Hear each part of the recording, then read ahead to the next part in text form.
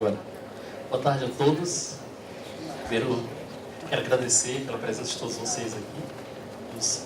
Uma das palestras mais esperadas, a palestra da professora Carolina Araújo, pesquisadora do INPA. A professora Carolina tem um currículo muito vasto, né? bem grande. Eu vou fazer um resumo aqui rápido sobre a trajetória acadêmica dela, antes de passar a palavra para a professora começar a proferir a sua palestra. E antes disso, eu também gostaria de agradecer novamente nossos patrocinadores das empresas SAIS, CareSale, CMI, CEPID, SBMAC, a UpTimes, a Associação dos Pós-Graduandos do IMEC. Agradecemos também o apoio do IMEC, do ENSE, do C-Engage, da Blucher e da SBM. Bom, vamos dar início, a professora Carolina Araújo, ela é pesquisadora do INPA, como já tenho dito aqui, e também é Simmons Associate do Abdul Salam International Center for Theoretical Physics, é membro do Comitê de Matemáticas para Mulheres da União Internacional de Matemática, também possui graduação pela PUC, fez doutorado em Princeton, fez pós-doutorado no Mathematical Science Research Institute nos Estados Unidos. Ela foi professora visitante de diversas universidades, entre elas eu posso citar aqui a Universidade de Turino, que é uma grande universidade. Ela trabalha com matemática pura, especificamente em geometria algébrica complexa. Desde o início da carreira dela tem recebido diversos prêmios, muitos mesmo, vou citar só alguns. Por exemplo, foi membro afiliado da Academia Brasileira de Ciência. Também recebeu a Bolsa Auxílio Grant para Mulheres na Ciência, do L'Oréal, Unesco e Academia Brasileira de Ciência. E eu gostaria de agradecer a professora Carolina por ter aceitado o convite de estar aqui, participando do nosso evento. E agora, com a palavra, a professora Carolina Araújo. Obrigada. Vocês conseguem me ouvir ou precisam do microfone? Aí atrás tá ok? Vai gravar. Vai gravar? Não precisa. Vou tentar usar as duas mãos aqui. Bom, queria agradecer o convite, assim, eu estou muito feliz de estar aqui, eu gosto demais de visitar o Unicamp, já é a minha terceira visita em 2018 e em dezembro estarei aqui de novo. Então, bom, obrigada. E queria dizer que, assim, estou muito feliz de dar essa palestra aqui, nesse encontro. Eu acho muito importante os estudantes de pós-graduação se organizarem para organizar eventos como esse. Então, meus parabéns aos organizadores e obrigada pela hospitalidade, pela gentileza. Então, minha área de pesquisa é a geometria algébrica. Então, eu vou falar hoje, vou tentar fazer uma breve introdução a alguns dos temas que a gente estuda em geometria algébrica, mas eu entendo que esse é um público bastante heterogêneo, então, na verdade, eu vou falar sobre geometria algébrica, mas usando como motivação um outro problema, que é um problema que vem, por exemplo, que aparece em matemática aplicada, em vários ramos da matemática aplicada, que é o problema de decomposição de tensores. Então, deixa eu começar fixando a notação que eu vou usar. Então, eu vou estar trabalhando, em geral, eu vou fixar uma certa quantidade de espaços vetoriais complexos. Eu poderia estar trabalhando aqui também sobre os reais ou sobre qualquer outro corpo, mas para simplificar, eu vou estar trabalhando sobre os complexos. Eu fixo espaços vetoriais e considero, que eu chamei de VI, e eu considero um outro espaço vetorial, que é o espaço vetorial obtido como produto tensorial dos VIs. Então, esse espaço você pode pensar como sendo combinação linear com coeficientes complexos de elementos dessa forma aqui, onde cada VI está no seu respectivo espaço vetorial. Então, isso é um espaço de tensores, e dado um elemento desse W, eu chamo de tensor. E pela definição de produto tensorial, se você me dá qualquer elemento, eu sei que existe uma decomposição dessa forma aqui. Eu consigo escrever ele como combinação linear de o que a gente chama de tensores irredutíveis, que são os que têm essa forma básica aqui.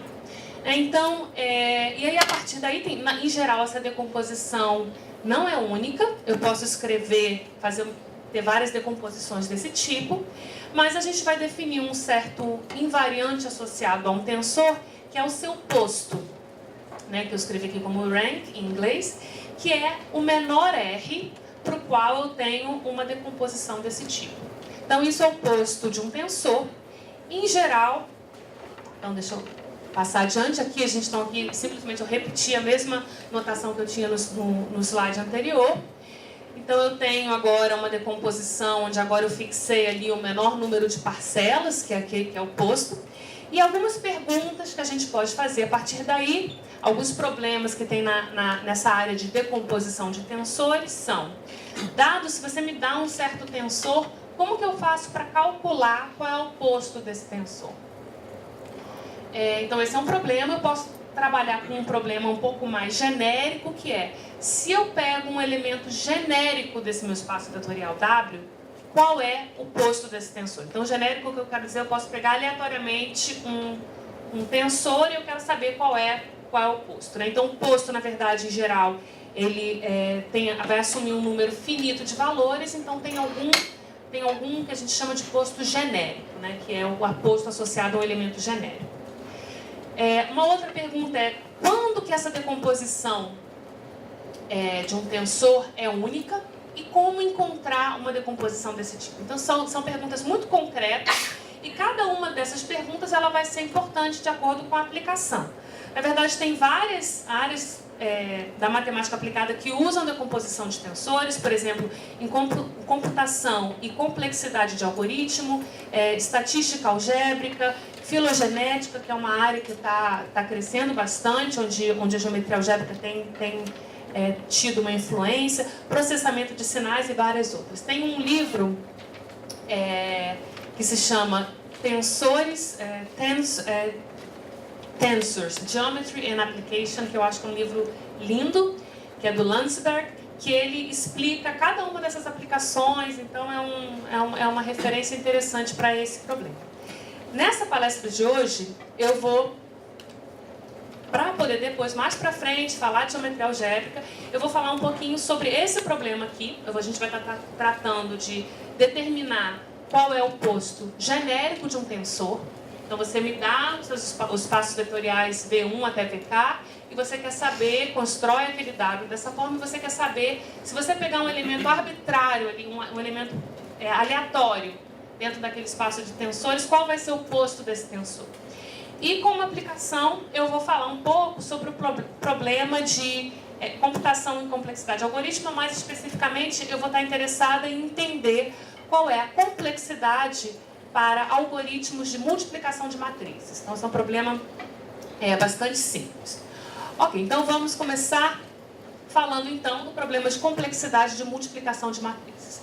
Então, em geral, se eu te dou duas matrizes, 2 por 2, por exemplo, aqui é claro, quando a gente está pensando em algoritmo, a gente está pensando em calcular o produto de matrizes N por N, e às vezes esse N é muito grande. Mas simplesmente para a gente fixar as ideias aqui, eu vou me ater aqui ao problema 2 por 2. Então, o algoritmo é como calcular a multiplicação de duas matrizes 2 por 2. Então, esse aqui é o algoritmo padrão que a gente aprende no colégio, né? Então, para você multiplicar essas matrizes, você faz aquelas contas ali. Então, repara o seguinte, que o que a gente está fazendo na verdade, a gente está fazendo algumas operações de adição, e se você contar ali, a gente está fazendo 8 operações de multiplicação.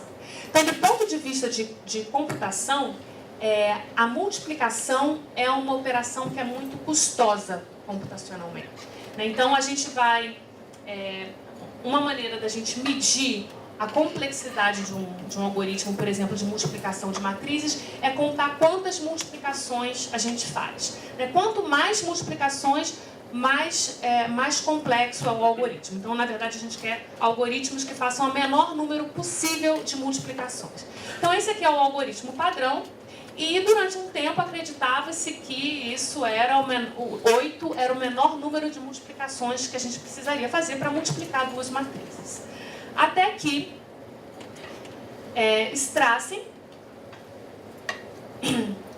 chegou com esse novo algoritmo. Então, isso aqui vocês vão ter que acreditar um pouco em mim, depois vocês podem fazer as contas, mas esse algoritmo funciona da seguinte forma. A gente faz, na verdade, mais operações de soma e subtração, mas se você contar aqui, o que a gente faz são 7 operações de multiplicação.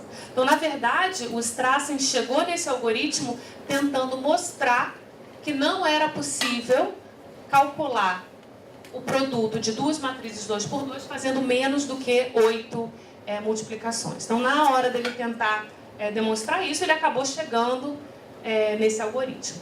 Então, o que eu quero tentar passar para vocês hoje é que, na verdade, já se poderia suspeitar que existiria um algoritmo com 7 multiplicações apenas. E isso a gente vai ver do ponto de vista geométrico, né? Mas então isso aqui o objetivo daqui a pouco vai ser a gente entender por que a gente já poderia talvez suspeitar da existência de um algoritmo com 7 multiplicações. Isso vai vir da nossa análise geométrica. E assim, só para observar, na verdade, isso tudo pode ser generalizado para a multiplicação de matrizes N por N. Não se sabe, em geral, é um problema em aberto, calcular qual é a complexidade, assim, qual é a forma mais econômica, com o menor número de operações de multiplicação que você precisa para fazer um algoritmo para qualquer N. Né? Então, existem algoritmos que assintoticamente são mais eficientes do que esse, mas não se sabe ainda qual que seria o número mais eficiente, assim, o algoritmo mais eficiente. Ok. Então, agora eu acho que eu vou ter que falar um pouquinho sobre... primeiro eu quero interpretar a multiplicação de matrizes como sendo um problema de decomposição de tensores. Então, vamos pensar aqui... O que a gente está... Então, eu vou começar com o espaço vetorial de dimensão 4, que é o espaço das matrizes 4x4. Então, a gente está trabalhando nesse espaço. Então, ele é isomorfo a C4. E o que é a multiplicação de matrizes? Eu posso pensar na operação multiplicação de matrizes como sendo uma aplicação linear do espaço V tensor V. Então, aqui eu pensaria como uma matriz A e uma matriz B. E ela vai me dar uma terceira matriz, que seria exatamente a multiplicação. Então, isso pode ser visto do ponto de vista de álgebra linear. Um mapa linear desse tipo pode ser visto como um elemento no produto tensorial de V dual por V dual por V. Então, para quem está acostumado com essa linguagem de álgebra linear, isso é bastante simples, mas para quem não está acostumado, deixa eu tornar isso bem concreto. Então, o que eu vou mostrar para vocês agora é, dado um elemento aqui, então, V dual é simplesmente o espaço linear dos funcionais lineares V. Então, funcional linear é uma aplicação linear desse espaço V para o espaço linear C, dimensional. Então, eu vou começar aqui com 2 elementos em V dual e um elemento de V, e eu vou associar um mapa linear desse tipo. Então, vamos ver como que a gente faz isso. Então, eu começo com 2 funcionais lineares, alfa e beta, e um elemento C nesse espaço vetorial V, pensando aqui, por exemplo, como sendo um espaço de matrizes.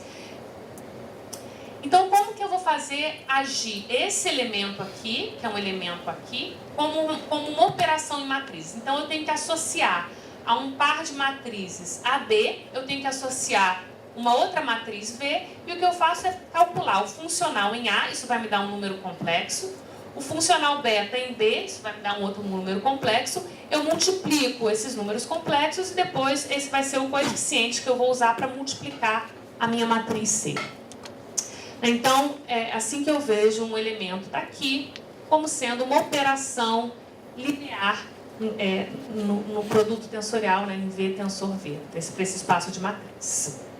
E, na verdade, o que a gente então está querendo entender é qual é o posto.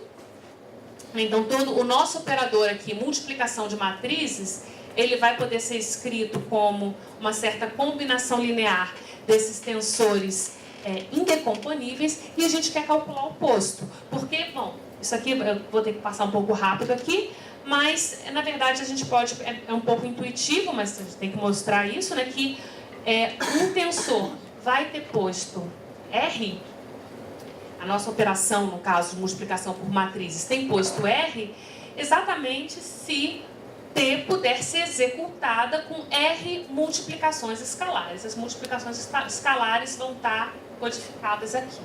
Então, encontrar um número mínimo de multiplicações de matrizes, um número mínimo de multiplicações escalares necessárias para calcular o produto de duas matrizes é equivalente a gente encontrar quem é o posto de uma matriz. E a gente vai resolver, na verdade, resolver geometricamente, entender, calcular quem que vai ser esse posto. Então, o nosso problema é entender qual é o valor genérico do posto de um tensor nesse espaço vetorial. E a gente vai calcular isso e a gente vai ver que isso, na verdade, é 7. Esse posto genérico é 7. Por isso que a gente poderia já desconfiar que deveria haver um algoritmo de multiplicação de matrizes 2 por 2 que fizesse uso apenas de 7 multiplicações por escalares. Então, eu já estou adiantando aqui, a gente vai então calcular esse posto genérico e a gente vai ver que ele é 7. Ok, então, agora a gente vai ter que falar um pouquinho de geometria algébrica. Então, antes disso, deixa eu só observar que a gente está, para esse problema que a gente está interessado, calcular o posto de um tensor, repara, se eu começo com um tensor T e multiplico ele por um escalar, isso não vai mudar o posto do tensor.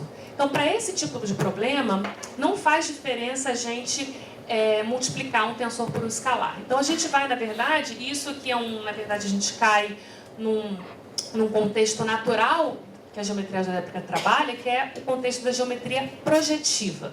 Então, agora, o que é um espaço projetivo? Então, o espaço projetivo Pn, de dimensão n, o que a gente faz é simplesmente tomar aqui o espaço vetorial Cn mais 1, tirar a origem e tomar o quociente pela relação de equivalência que identifica dois pontos que estão na mesma reta, né, dois pontos que são múltiplos, não nulos um do outro. Então, eu represento a classe de equivalência de um vetor de x0 até xn dessa forma aqui. Deixa eu só fazer um desenho no quadro, para tentar dar uma intuição geométrica do que é isso. Vamos pensar, por exemplo, eu vou estar querendo trabalhar, por exemplo, com P2. Então, o P2 eu vou pensar como sendo C3 menos a origem, módulo, aquela relação de equivalência que é a multiplicação por um escalar não nulo. Então, se eu fizer um desenho aqui, deixa eu fazer o seguinte, eu chamei ali vamos fazer um desenho real. Vamos supor que eu estivesse trabalhando aqui sobre os reais, então a gente consegue desenhar isso. Então, aqui eu estou com o espaço real R3, e esse espaço aqui, esse quociente pode ser pensado exatamente como o espaço das retas que passam pela origem. Então, cada classe de equivalência aqui é exatamente uma reta que passa pela origem. Agora, se eu fixar, por exemplo, vamos fixar um plano aqui, se eu fixar, por exemplo, o plano Z igual a 1, repara que quase toda reta que passa pela origem,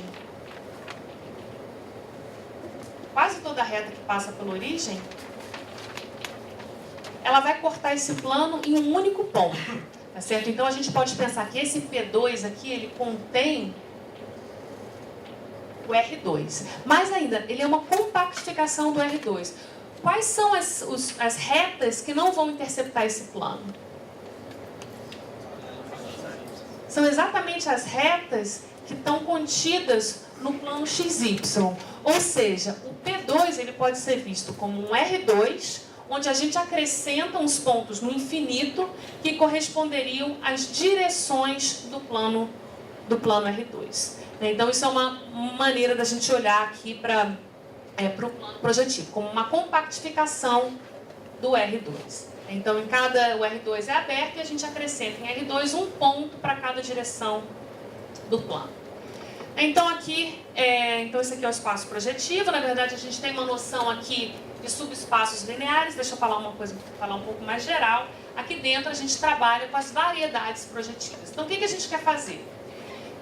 Na geometria algébrica, a gente estuda objetos algébricos, objetos geométricos, que são definidos por polinômios. Por exemplo, se eu estou trabalhando aqui no R2 com coordenadas x e y, eu posso olhar para um polinômio em x e y e olhar para o conjunto de zeros desse polinômio.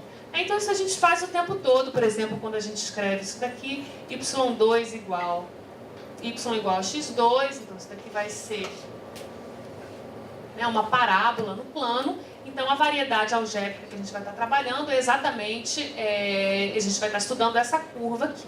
Então quando a gente faz esse trabalho em espaços projetivos é análogo, a gente vai querer olhar para objetos geométricos que vivem dentro do P2 ou do PN, que são definidos por equações polinomiais. Só que aqui a gente tem que tomar um cuidado, porque da maneira como a gente definiu o espaço projetivo, então isso aqui é uma classe de equivalência de pontos no Cn mais 1. Então, por exemplo, se eu olhar para, por exemplo, um polinômio dessa forma aqui, se eu olhar para f de x, y, z igual, por exemplo, a x2 mais yz3, vamos olhar, por exemplo, para esse polinômio, e tentar olhar para o conjunto de zeros desse polinômio, repara que isso não faz sentido. Esse polinômio pode se anular para alguns valores de x, y e z, mas se eu substituir x, y e z por xy, por lambda x, lambda y, lambda z, então isso daqui vai dar, nesse caso, lambda 2x2 mais lambda 4yz3. Então isso daqui pode se anular, mas se eu multiplicar por um certo valor de lambda, isso pode não se anular mais, tá certo? Porque vai depender do lambda. Então, para que eu consiga definir, então os pontos são classes de equivalência, então a condição polinomial não pode depender do elemento da classe de equivalência. Então, como que a gente corrige isso?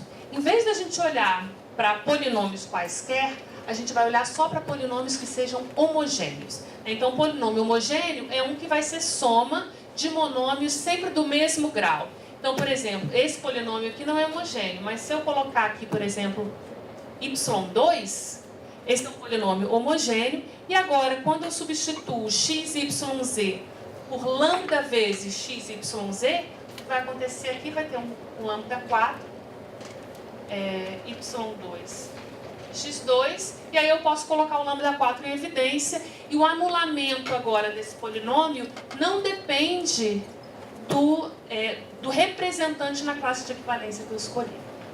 Então, por isso que em geometria algébrica, então, o que a gente faz em geral é a gente fixa, na verdade, eu posso tomar um número qualquer de polinômios sempre homogêneos para a condição de anulamento fazer sentido, e eu considero que a gente chama de uma variedade projetiva, que vai ser o conjunto dos elementos no espaço projetivo, que são zeros comuns desses polinômios todos. E agora, essa condição, pelo polinômio ser homogêneo, essa condição faz sentido. Então, essas são as variedades projetivas, que são os objetos de estudo, né, em geometria projetiva. E eu não vou falar muito sobre variedades projetivas. Aqui a gente tem, dentro da geometria algébrica, a gente estuda várias propriedades das variedades, propriedades geométricas. E, na verdade, talvez a única coisa que eu vou ter que dar uma intuição para vocês é a noção de dimensão. Então, para essa palestra, a noção de dimensão vai ser bastante importante e tem como a gente definir formalmente, precisamente, o que é a dimensão, mas eu não vou fazer isso assim. Eu só vou colocar uma coisa que parece intuitiva, que é, por exemplo, Pn vai ter dimensão n, né? Ele contém uma cópia de Rn ou Cn. A dimensão aqui é sempre dimensão complexa. Se eu tomo, por exemplo, começo com um espaço Pn e olho para um x que é dada por uma única equação, a dimensão cai de 1.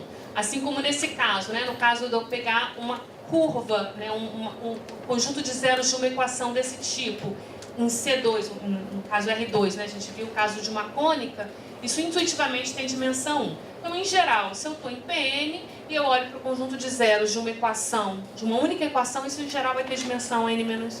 Eu acho que é só isso que a gente vai precisar. Isso é uma teoria de dimensão, é uma teoria mais geral. Mas acho que por enquanto é isso. E, na verdade, a gente pode fazer essa construção aqui, eu fiz para Cn, mas a gente pode fazer para qualquer espaço vetorial. Então, se eu começar com qualquer espaço vetorial, em geral eu vou chamar de PW, que é exatamente esse quociente. Eu tiro a origem de W e tomo o quociente por essa relação de equivalência. E eu vou chamar essa classe de equivalência de V entre colchete. Ok, então, essa é a geometria algébrica. Então, agora vamos olhar de novo para o problema de decomposição de tensores e de complexidade de multiplicação de matrizes. Então, vamos olhar então aquele meu espaço, o espaço dos tensores que eu estou considerando esse daqui. Então, a minha multiplicação de matrizes pode ser vista como um tensor aqui. Cada um desses espaços é o espaço de matrizes 2 por 2, então tem dimensão complexa 4, é o C4. Então, quando eu olho para o produto tensorial aqui, isso vai ter dimensão 4 vezes 4 vezes 4, que é 64, e eu vou tomar a projetivização desse espaço, então eu estou num P63, ok? Então, a minha multiplicação de matrizes, ela pode ser vista como um elemento nesse espaço de dimensão 63.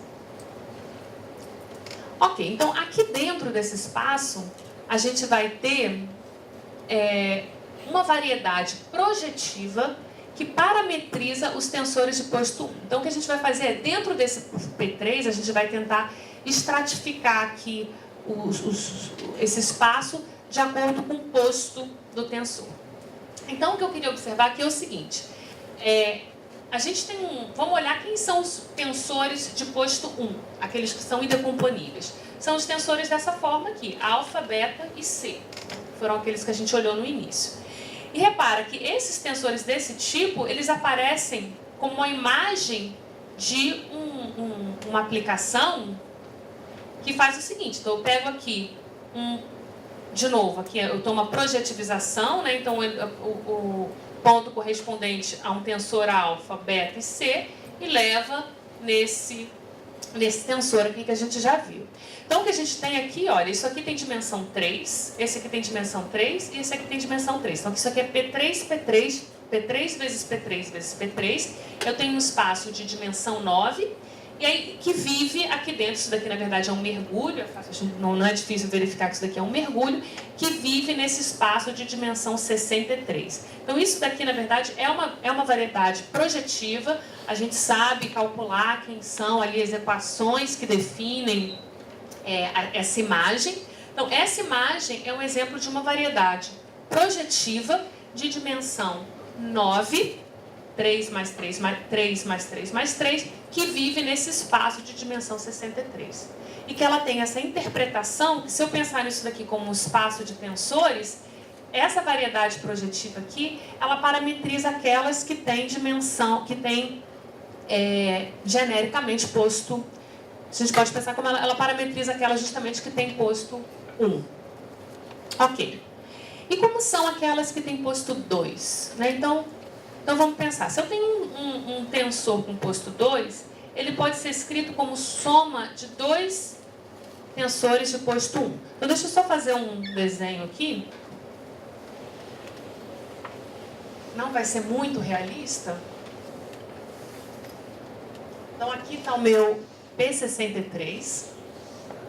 Então o espaço projetivo que está parametrizando todos os tensores daquela forma. E aqui dentro, então, eu tenho o meu P3 vezes P3 vezes P3. Aquele mapa que eu coloquei ali, isso vai me dar aqui dentro, eu posso pensar como sendo uma variedade projetiva dentro desse P63. Parametriza, então, os tensores de posto 1. E a gente está vendo o seguinte, eu tenho um tensor de posto 2, ele pode ser escrito como a soma de dois tensores de posto 1. Ok, geometricamente, o que significa isso? Então, geometricamente, significa que esse meu tensor, então, olha só, ele tem dois tensores de posto 1, e o meu tensor é uma combinação linear, ou seja, ele vive numa reta que é secante a x. Então, se o meu t tem posto 2, ele vai viver numa reta desse tipo. Certo?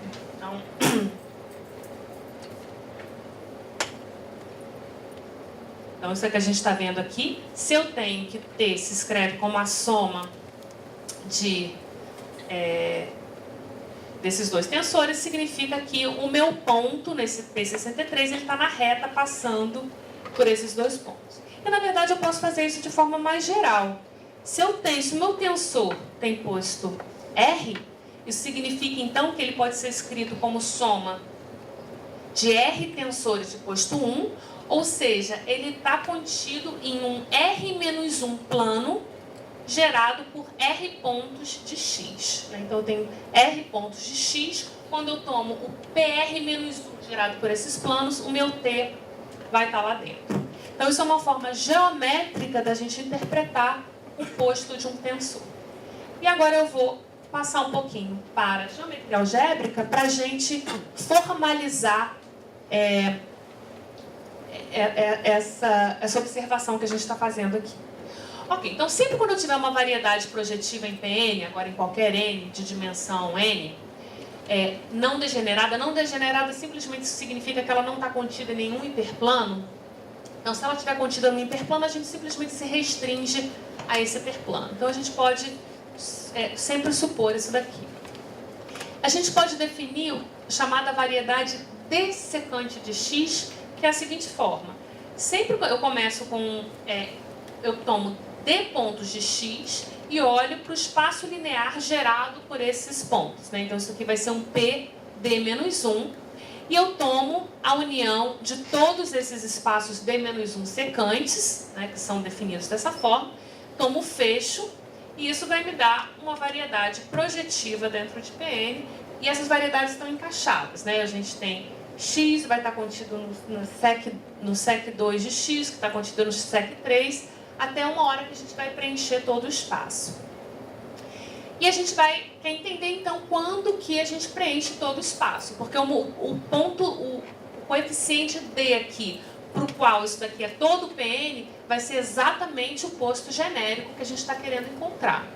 Então, vamos calcular, então, qual é a dimensão esperada dessa variedade secante. Então, a dimensão esperada em geometria algébrica, algo que é muito calculado, é a dimensão que a gente espera sem a gente precisar provar nada. Então, vai ser dada por uma conta de parâmetros. Então, vamos ver aqui o que a gente está fazendo. A gente está escolhendo, a gente faz escolhas de d pontos de x. Para cada escolha, a gente tem a dimensão de x é igual a n. Então, a gente tem d vezes n de dimensões de possíveis escolhas desses pontos. E para cada escolha de pontos, a gente coloca aqui, tem um PD-1 que é gerado. Então, com isso, a gente vê que a dimensão esperada da variedade secante é d vezes n, então são d pontos, n é a dimensão de n, mais d-1, que corresponde a esse d-1. Então, essa é a dimensão esperada da nossa variedade secante. Em geral, quer dizer, na verdade aqui tem uma sutileza, é claro, que isso daqui, o máximo da dimensão é o n, né, porque é onde vive a variedade. Então, na verdade, a dimensão esperada é o mínimo entre esse número que a gente calculou e a dimensão de todo o espaço. E um problema importante e muito clássico, que já vem da escola italiana em geometria algébrica, é entender quando que a dimensão da variedade secante é a dimensão esperada.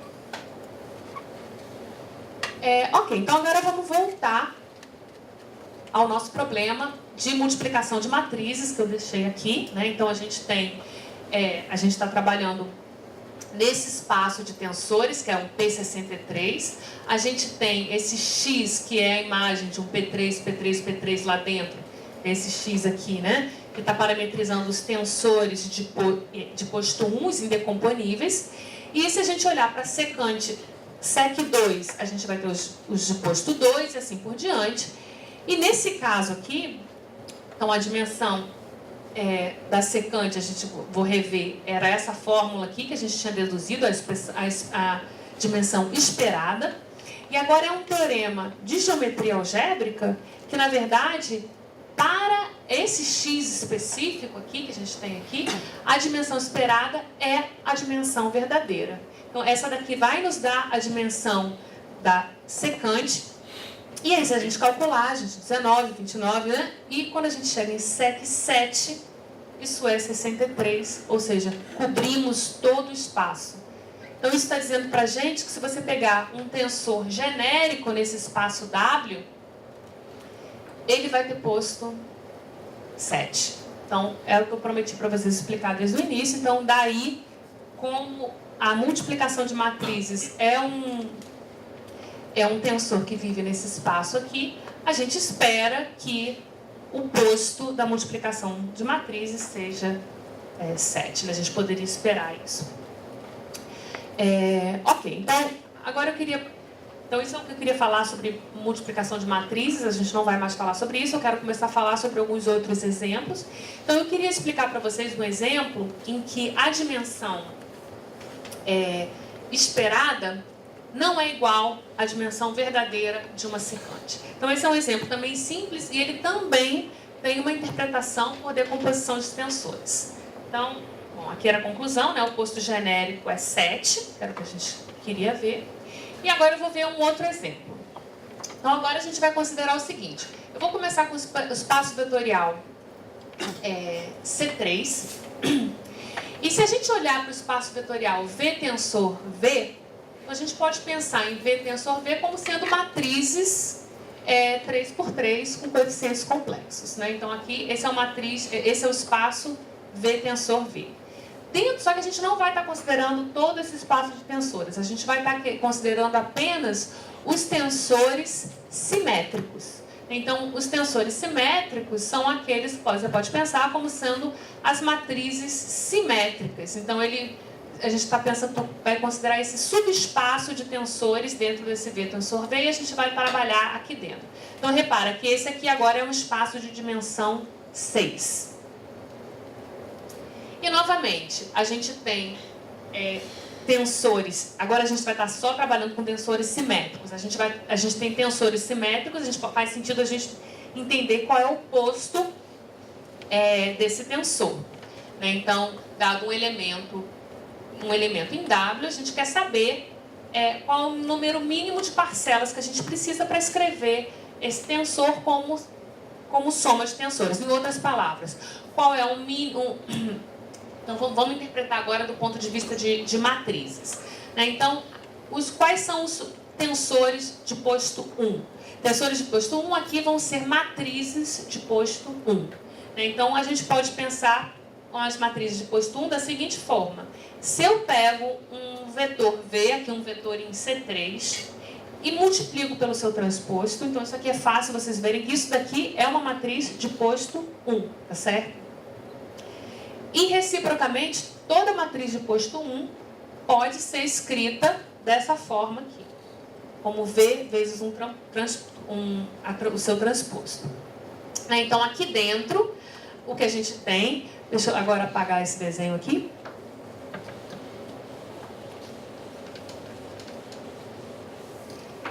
Então, agora a gente está trabalhando num P5 das matrizes simétricas. Né? Que assim, o W tem dimensão 6, então a projetivização é P5. E aqui dentro eu tenho, então, um X que está parametrizando as matrizes simétricas, que ela pode ser vista, então, como a imagem de P2 por um certo mapa. Eu pego aqui esse mapa que eu escrevi aqui. Ele pega um vetor, a classe de um vetor V, e leva em V transposto. Ok, então a gente tem aqui uma superfície que vive dentro desse P5. E agora vamos calcular as dimensões esperadas das secantes. Se a gente fizer a conta da dimensão esperada da secante, então deixa eu lembrar, era a conta para a dimensão esperada era 2 vezes a dimensão de x, 2 vezes 2, 4, mais 1, que é a reta que a gente toma ligando dois pontos. Então, a dimensão esperada é o próprio 5. Então, a gente esperaria que quando você toma a secante de x, você já pega todo o espaço. Mas a gente vê facilmente que isso não é verdade. Porque se a gente tem um elemento em sec2, isso significa que ele pode ser escrito como a soma de 2 vetores dessa forma, né? Esses aqui são os de posto 1, são os indecomponíveis, e se a matriz tem posto 2, a gente vê que ela pode ser escrita dessa forma aqui, né? Então, isso aqui está dizendo para a gente que o posto da matriz é, no máximo, 2. Só que dizer que uma matriz 3 por 3 tem posto no máximo 2 é equivalente a gente dizer que o determinante é igual a 0. Tá certo? Agora, o determinante igual a 0, então, que a gente tem é uma variedade definida por um polinômio em P5. Então, na verdade, isso vai ter dimensão 1 a menos, vai ter dimensão 4. Então, a gente tem o x, e se a gente tomar o sec2 de x, a gente não pega todo o espaço, a gente vai ter algo de dimensão 4 aqui dentro. Então, nesse caso aqui, então, esse é um exemplo em que a dimensão esperada é diferente da dimensão verdadeira da variedade secante. Então, isso é para mostrar que, na verdade, isso é um problema não trivial. Entender quando que a dimensão esperada de uma variedade secante é igual à dimensão verdadeira. E eu acho que eu tenho tempo aqui e explicar para vocês por quê, o que está dando errado nesse caso. Por que a dimensão esperada não corresponde à dimensão verdadeira? Então eu vou explicar para vocês como que acontece, por que isso acontece. Deixa eu só limpar um pouco essa figura.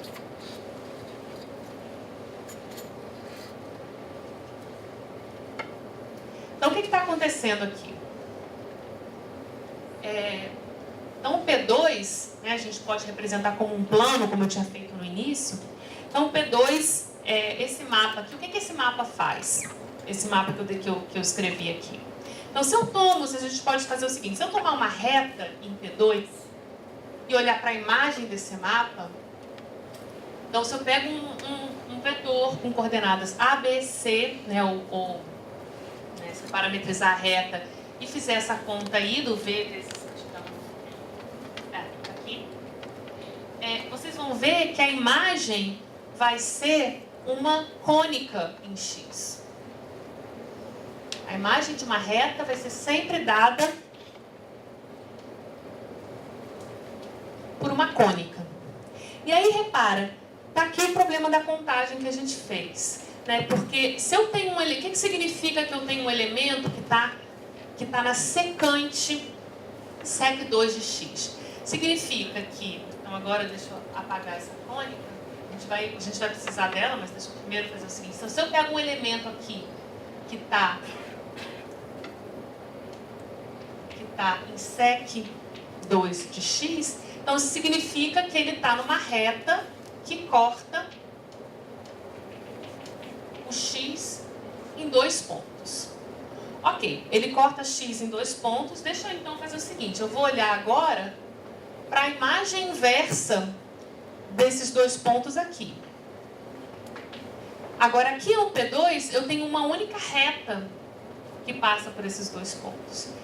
Essa única reta vai ser levada aqui em uma cônica, como eu falei. Só que agora repara o seguinte: isso aqui é uma cônica está sempre contida num plano. Então, se eu pegar esse ponto, então essa cônica gera um plano que contém esse ponto. Então, na verdade, olha só, se eu pegar qualquer outra, eu posso pegar uma infinidade de retas que passam por esse ponto e que interceptam essa cônica em 2 pontos e, portanto, interceptam x em 2 pontos. Então, aqui, na verdade, o que está acontecendo é que naquela nossa conta de dimensão esperada, na verdade está dando errado, porque esse ponto aqui a gente estaria contando uma vez, mas na verdade ele aparece uma infinidade de vezes como um ponto na secante, né?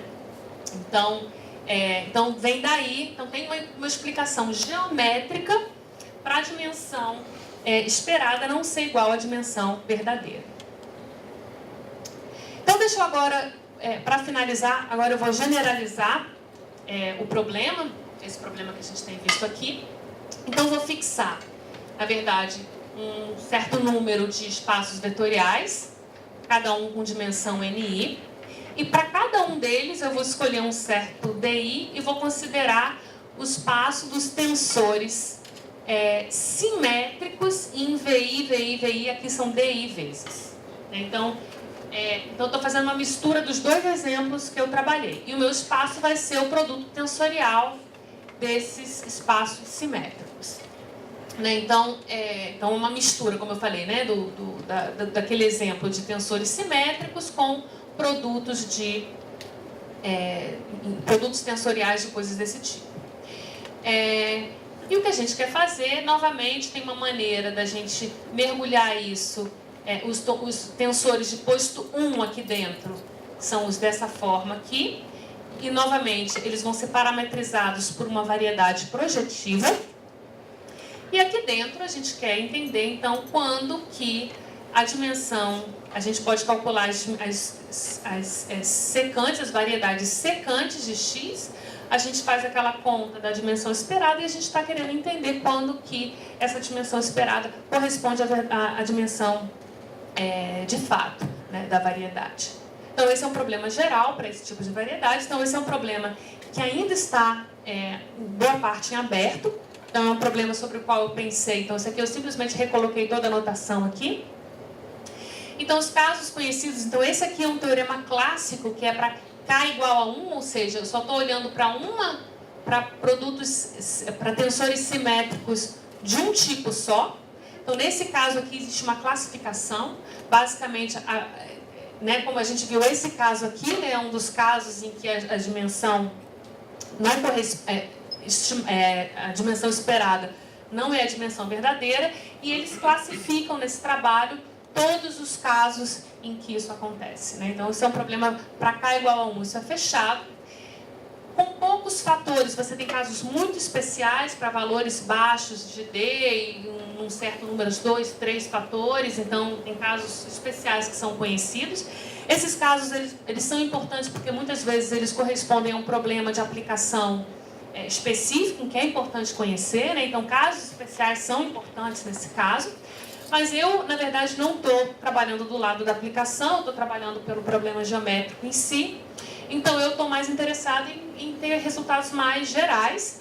Do ponto de vista de resultados mais gerais, o que se tem, o que se tinha, né, até pouco tempo, era esse resultado aqui, que a dimensão esperada é a dimensão de fato, sempre que o S for menor ou igual a N1. N1 seria essa dimensão desse espaço aqui, com exceção de casos específicos como esse daqui, que a gente também consegue classificar. E a minha contribuição nesse caso foi um trabalho recente com Alex Massarenti e Rick Richter, em que a gente melhora essa cota aqui geral.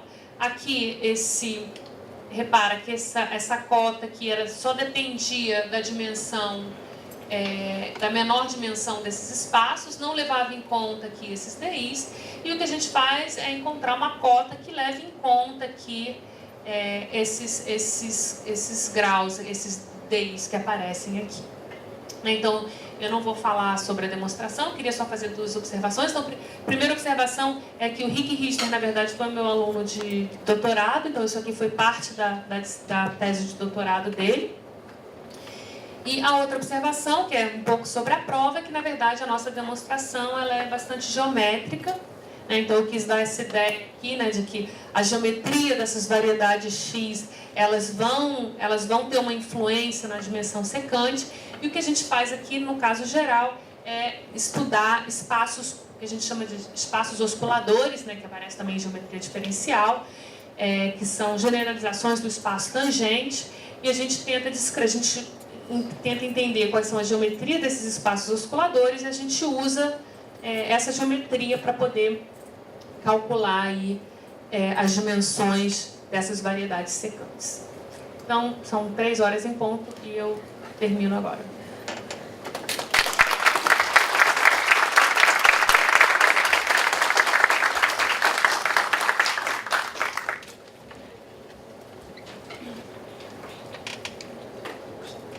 Show.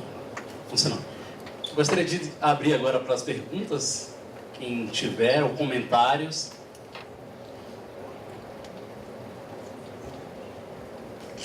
Não? Tudo bem? Então, pessoal, vamos agradecer de novo a professora Carolina Araújo.